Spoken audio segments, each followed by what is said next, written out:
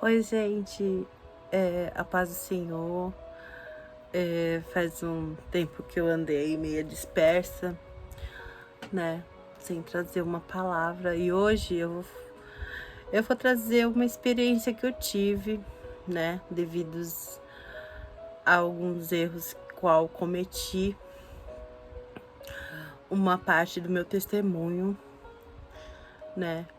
E eu moro no Japão já, vai fazer esse mês 14 anos, né. Meu filho veio pra cá, tinha apenas 2 anos, ele já vai fazer 16. E eu amei essa terra, eu amei estar aqui no Japão, que eu iria, frequentar uma igreja aqui, porque eu sempre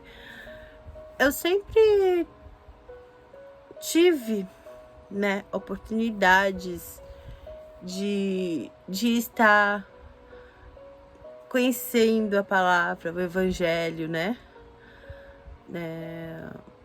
Não tive minha mãe, não fui criada com meus pais. Minha mãe morreu, eu era muito nova. E fui criada por familiares, que é muito difícil, foi muito difícil, conturbada. Mesmo assim, essa parte eu vou contar um dia em outro momento, mas eu vou falar dessa parte do meu testemunho daqui do Japão. Um dia eu conto a parte anterior. E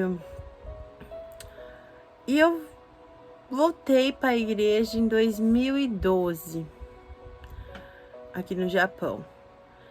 Em 2013 eu me batizei. 2013. 2013 eu tinha 30 anos, me batizei em maio. E eu não sei o que aconteceu, algo começou a me... Eu não tive mais vontade, o pastor falava e eu não tinha mais vontade, tipo, desejo de estar na casa de Deus. E mais pra frente descobri que o pastor estava em adultério, né? Já não é mais pastor hoje em dia. Tava acontecendo muitas coisas dentro da casa de Deus e, tipo, somos pecadores, sim, somos pecadores, mas o pastor tem que ser o mais purificado. Não digo que as ovelhas não, mas nós estamos ali, né, seguindo, né, na igreja como Deus manda, né? Não devemos olhar para o homem, lógico, na igreja a gente tem que olhar somente para Jesus. Mas eu fui fraca, eu acabei deixando me levar por essa emoção. E em 2016, e foi de 2013 a 2016, eu tava indo, né? Talvez esperando algum reconhecimento, como todo ser humano, e depois você descobre que os que estão lá dentro, louvando a Deus, os levitas, o pastor, estão em tantos pecados, né? Adultério, você fica sem esperança, né? Mas e aí em 2016 começou, eu tive vontade, como eu fui dispersando das coisas de Deus. Em 2016 eu perdi totalmente a vontade, né, de ir para a igreja, e eu comecei a ter velhas vontades. Eu falei, ai, comecei a querer voltar a fumar maconha. E aí eu tava vendo aquele seriado Breaking Bad, né? E há muitos anos atrás, quando eu era adolescente, eu tive muita vontade de injetar. E como aqui eu né, trabalhei com unha, eu né, fui empresária aqui, né? Tô voltando aos poucos agora, né? Mas, e aí eu tinha seringa, porque eu vendia remédio, eu tinha seringa de anticoncepcional. E nessa, eu comecei a ter essas vontades. E o Breaking Bad, quem já assistiu, né? É sobre um químico muito inteligente, professor, só que ele descobre que tá com câncer, ele passa a fazer a metanfetamina, que aqui no Japão tem o cristal. O cristal é uma droga muito forte. Ela já tem até no Brasil, mas o cristal é a pura metanfetamina, né? Ela tem no Brasil, mas só playboy que tem acesso, o pessoal da faculdade, eles têm acesso a essa droga, porque ela é mais cara, né? E ela é muito forte, ela vem em pedacinhos de cristais mesmo, assim, né? E eu vendo aquela série, eu fui aprendendo como fazia o processo e tudo. E eu tinha seringa, e eu via lá o pessoal usava e caía assim, fiquei até com medo e tudo, né? E é a minha fraqueza? Sim, é a minha fraqueza, entendeu? Eu tenho que estar cuidando, né? Em 2016, então, eu passei por esse processo, né? Usando a droga por 9 meses, gente. 9 meses. Eu tive uma paralisia, eu comecei em fevereiro, né? Que foi quando eu fiz 33 anos. E eu fiquei até novembro, fevereiro, março, até novembro, 9 meses, gente, injetando, fumando. E eu tive uma paralisia. E nessas eu recebi profecias também, né? E nesse decorrer do tempo, eu comecei, como eu pedia coisas do Brasil para vender, eu comecei a pedir para minha irmã para mandar a droga dentro para mim. Ela me mandava maconha, me mandava cocaína e crack, porque tinha um cara que queria, então eu fazia negociação, porque eu tava gastando demais, tipo 40 mil ienes, que dá mais de 2 mil reais no Brasil, por semana com a droga, né? E aí eu comecei a ter essa ideia, né? Uma ideia muito que me levou, né, a consequências que eu vou contando aqui no decorrer. E aí eu tive essa paralisia, mas eu tive a profecia, né, dessa missionária que falou que Deus ia me livrar de um derrame cerebral. E como eu tava usando muita droga, começava a doer muito aqui, né, na minha cabeça. E aí eu comecei a sentir dores aqui. E esse meu braço direito paralisou. Aí eu fui numa festa e eu tava injetando, minhas veias estavam totalmente roxas. Eu vou postar uma foto aqui junto no vídeo para vocês terem uma noção.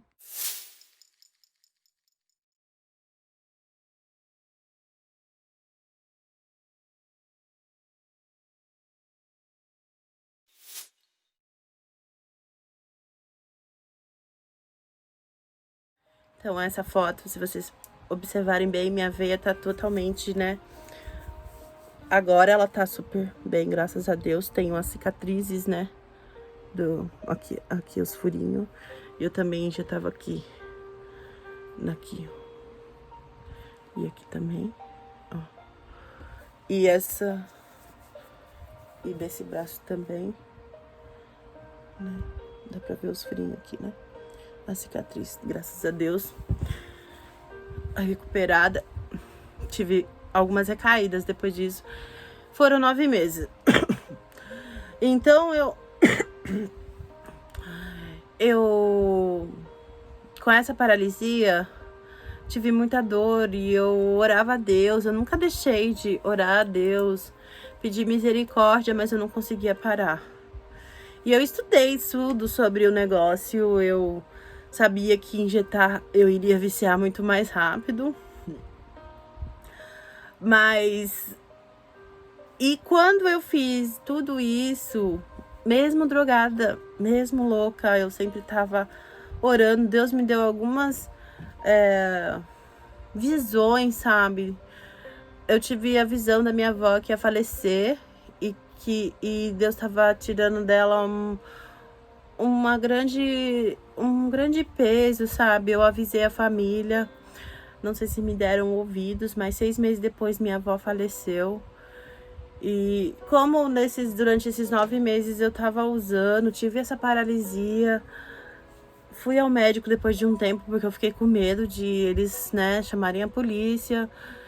E E aí, eu tive mais umas 2 recaídas, né? Eu tava, tipo, amizades, né, gente? É muito impressionante, mas tem pessoas que vão te levar cada vez mais pro buraco, né? E essa pessoa, eu fui me chegando. E tava vindo as caixas, então, voltando àquele aviso que eu tive, quando eu tava trazendo as caixas, tipo, veio algo à minha mente. Claro que era o Espírito Santo falando, vai acontecer algo em uma das vezes que chegar essa caixa. Mas eu não quis dar ouvido, né? Porque a gente, né, é tão soberba às vezes, né? Quando Deus tá falando com a gente, o Espírito Santo. E aí veio 4, 5 caixas, deu tudo ok. Em fevereiro, minha irmã mandou de 2017. Já estávamos em 2017. Eu já tinha feito 34 anos. Minha irmã mandou. Nessa veio bastante. Veio umas 60 gramas de droga. E só que dessa vez aconteceu, gente. Aconteceu que eu tava andando com essa pessoa e aí, tipo, aconteceu uma briga. Ela ligou pra polícia. Ainda não tinha. A caixa tava parada, a caixa não chegou. Já fazia mais de um mês, a caixa tinha chegado em fevereiro. E em março, na primavera, dia 24 de março de 2017, eu fui presa. Posso dizer que foi o momento mais triste da minha vida, porque eu tenho filhos, né? Família.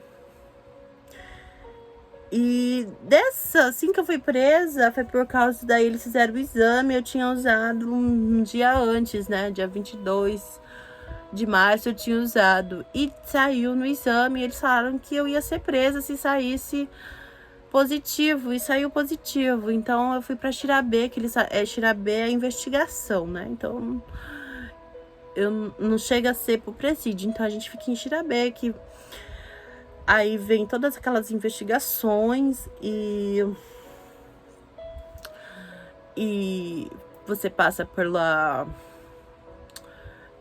pelos juízes, né? Aí eles me decretaram 2 semanas de Xirabê. Tudo bem, eu fiquei essas 2 semanas, né? Falando da droga e tudo. Quando tava, né? Meu marido ia pagar pra eu responder em liberdade. Eu recebi voz de prisão. É até engraçado de ser tão irônico. Eu recebi voz de prisão. Estando já lá dentro, presa, né? Ainda não tava no presídio, mas tava em sistema fechado, né? Trancada, né? Como uma prisão, né? Mas ainda não era o presídio. Não passei nem pelo presídio, tá, gente? Eu só fiquei em Xirabê. Mas esse processo demorou 102 dias. Foram 3 meses passados, né? E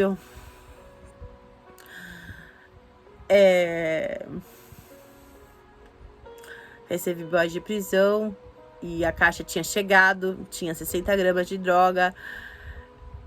Mas Deus foi perfeito em tudo, porque minha advogada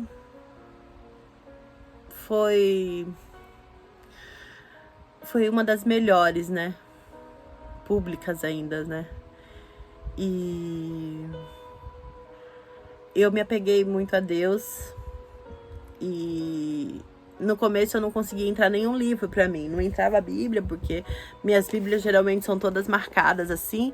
E eles não deixam entrar nada marcado. Não nessa primeiro lugar que eu fiquei, porque eles acham que é algum recado, né? Aquele sistema e tal. E quando eu recebi aquela segunda voz de prisão, mais 2 semanas de Xirabê, e dessa aí não ia ter chance de eu conseguir sair em sistema semiaberto para responder os julgamentos, né? Em liberdade. E nessa a gente ia era polícia. E aí eles levavam a gente pra promotoria, que a promotoria é tipo o que vai o acusador no dia do tribunal, ele é o seu acusador, né? E a advogada, tinha momentos com a advogada. Nesse momento eu não recebi visita nenhuma durante mais de 2 meses. de amigo, meu marido tava com uma correria dos meus filhos, do cuidado com eles e tudo. Desses 102 dias, eu chorei os 102 dias. E na Bíblia tem que o choro pode durar uma noite, mas a alegria veio amanhecer. E nesses dias, eu entendi que o choro pode durar muitos dias. Mas um dia a alegria vai chegar, gente. Quando aconteceu isso, a advogada falou assim: você não vai conseguir, acho que sair, porque você tá trazendo droga.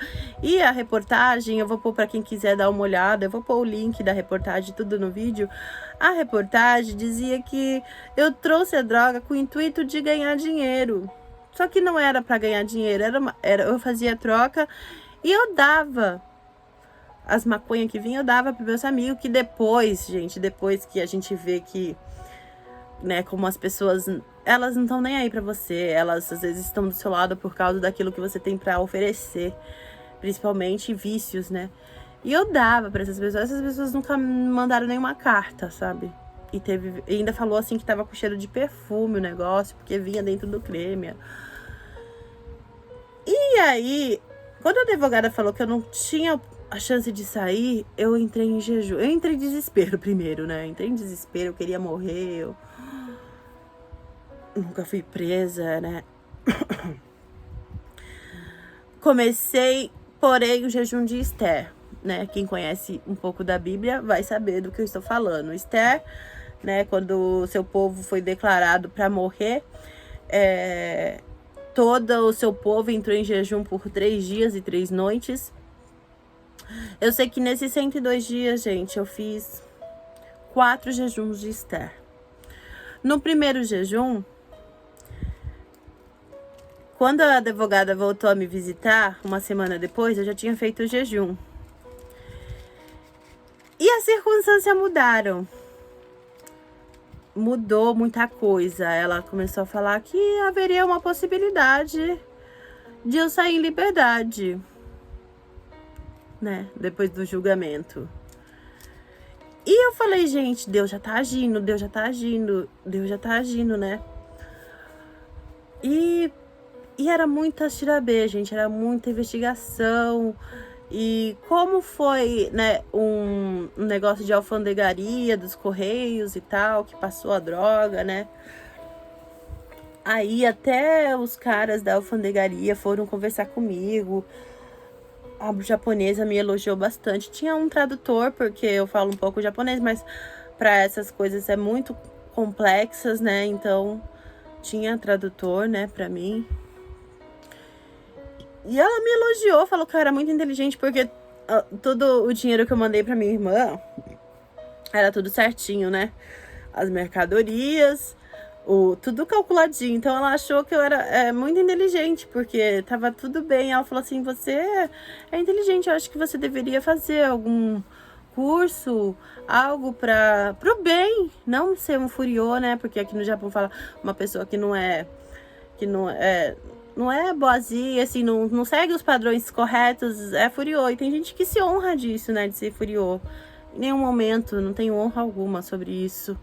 Pelo contrário, né, eu já era conhecida, eu fiquei até mais, né, minha reputação ficou péssima, né, os meus filhos sofreram muito, principalmente o meu maior, que estava entrando já no 7º ano, no Chugaku aqui do Japão. E creio que foi um dos momentos mais difíceis para eles, tanto para minha pequena quanto para ele e para o pai também. Mas eles não me abandonaram em nenhum momento. E aí eu fiz o segundo jejum de Esther. No terceiro jejum de Esther foi o dia do meu julgamento, do meu julgamento, né?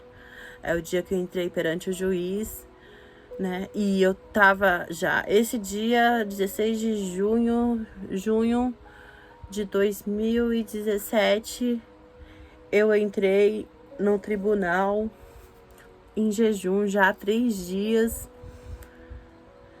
E eu preparei texto, a advogada me mostrou o que eu deveria falar quando fosse para mim, né, ao meu favor. E eu preparei um texto muito bem elaborado e com a ajuda do Senhor, sabe? Falei com eles que queriam uma chance pelos meus filhos, né? Muita coisa ainda era ao meu favor, porque apesar de... É muito complicado, porque era muita droga. Então todos que vinham falavam, não há possibilidade de ela sair. Quem lia a reportagem. Outros já achavam que eu ia sair, mas gente da igreja falavam que eu não ia sair, sabe? Porque era muita droga. E graças a Deus eu não tava lá na Filipinas, na Indonésia, que eu teria morrido, né? 60 gramas de droga. Era muita droga.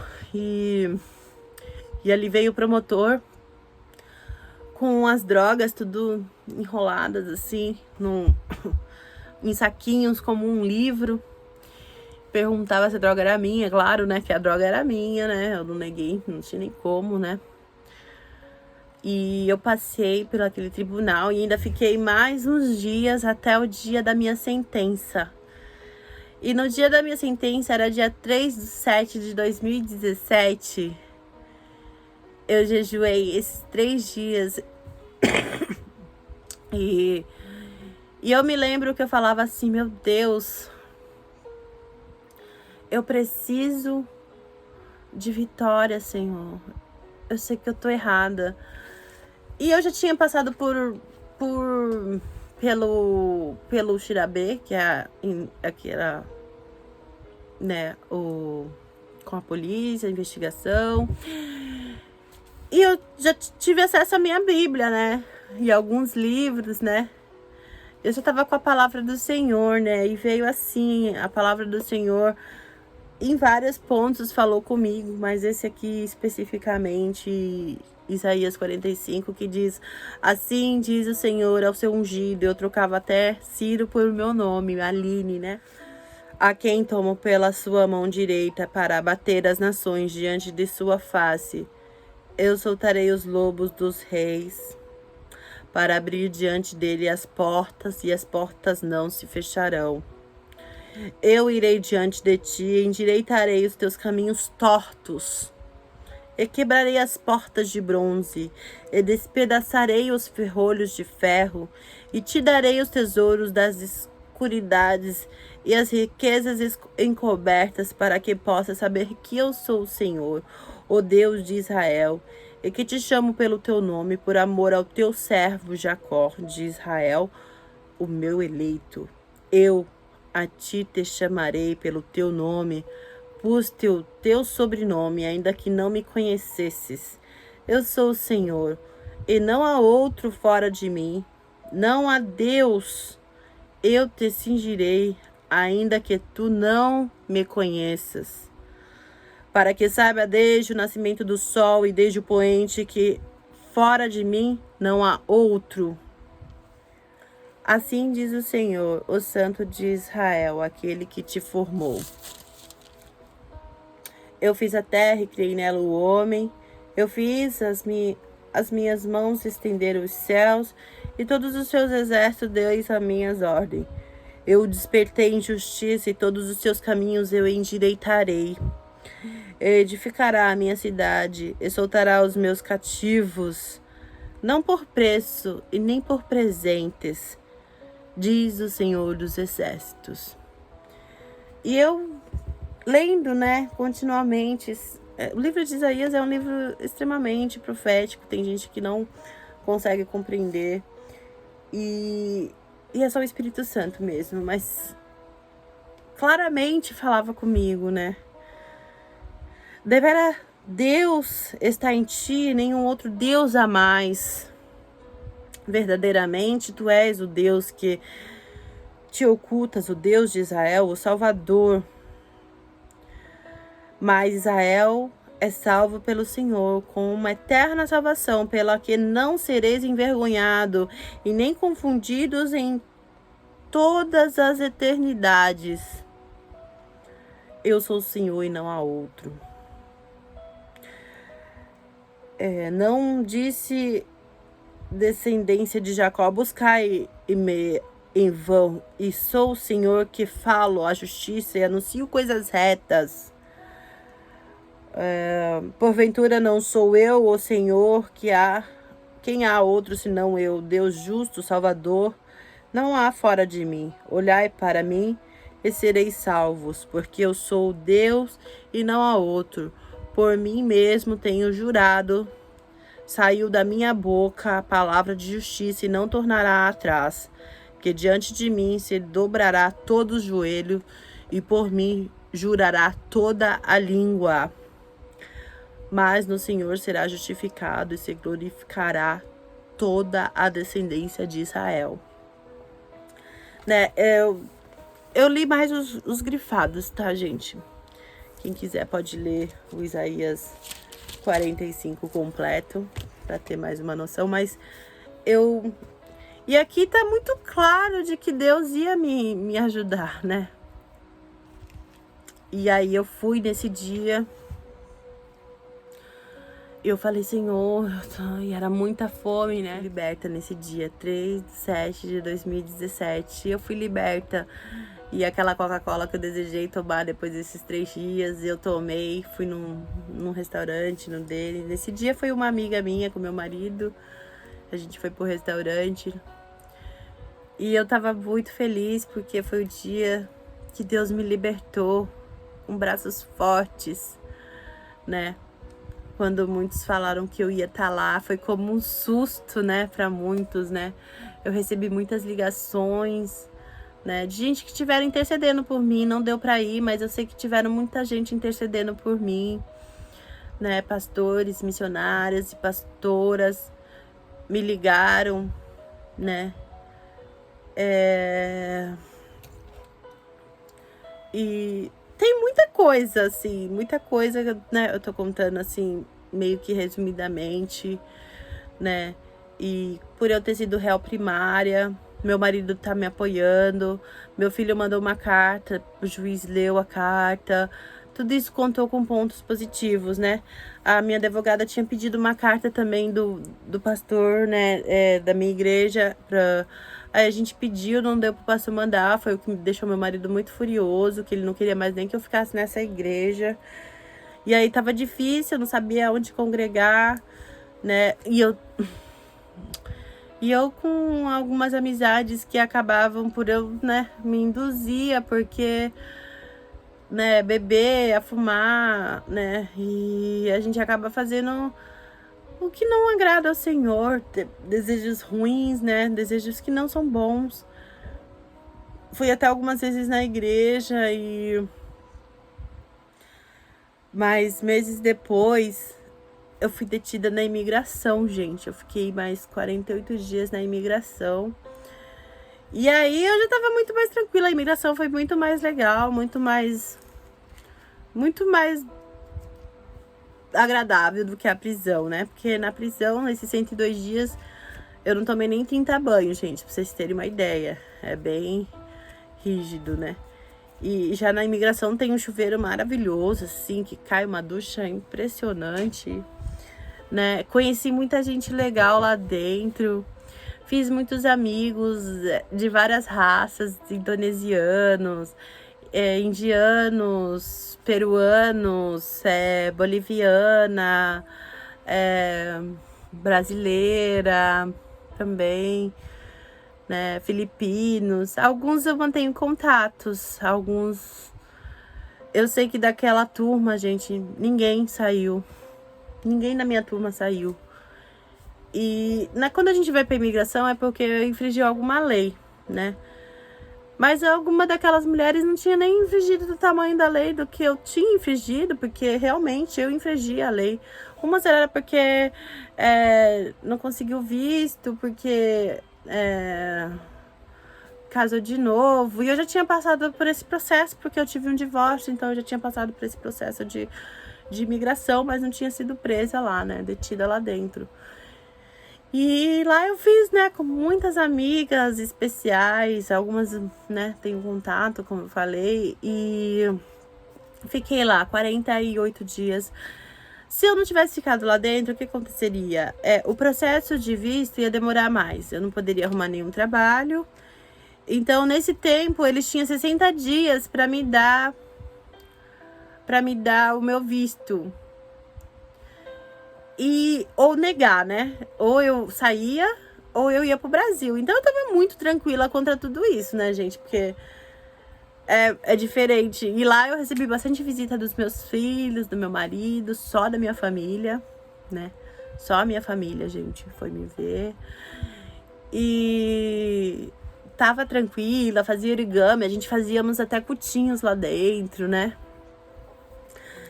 Foi muito assim, como se o Senhor tivesse me preparado para tudo isso. E lá eu falei um pouco da minha experiência para as meninas, contei como que era o presídio, que lá era um hotel de 3 estrelas, para que elas ficassem calmas, né?